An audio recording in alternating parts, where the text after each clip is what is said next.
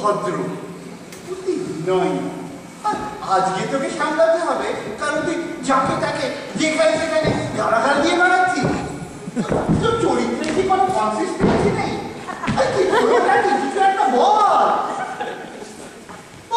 কি বলবো? কি বলবি মানে? একদিনে দুটো কেলেঙ্কারি করবি, বাড়িকে গাধা বলবি, এমডিকে ছাগল বলবি, আর তুই কেলেঙ্কারি করতে চাস।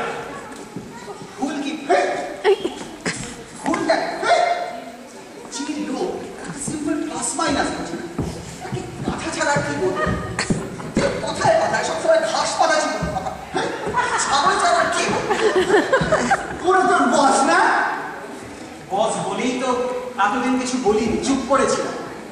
তাহলে আই বলছিস কেন? ইচ্ছে করে বলছি নাকি? বলা পেলে আমি কি করবো?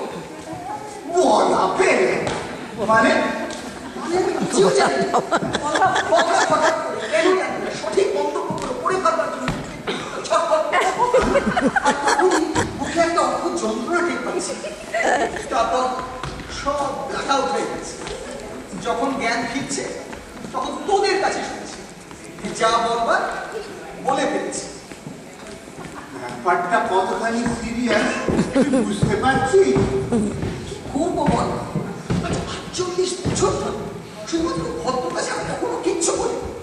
আচ্ছা হঠাৎ করে আমার এরকম বলা পেলে আমি কি করব?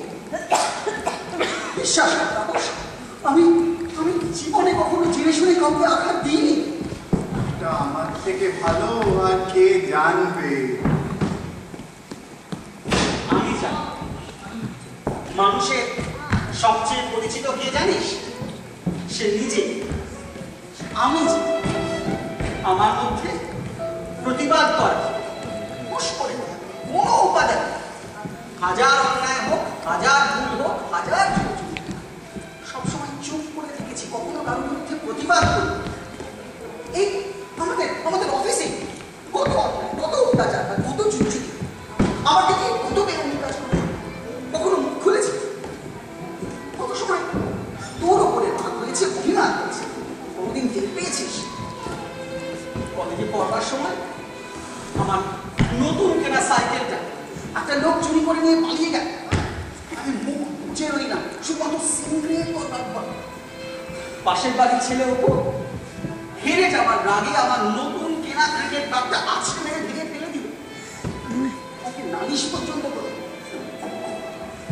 আসলে কি জানিস তাপস, আমি বলতেই চাই।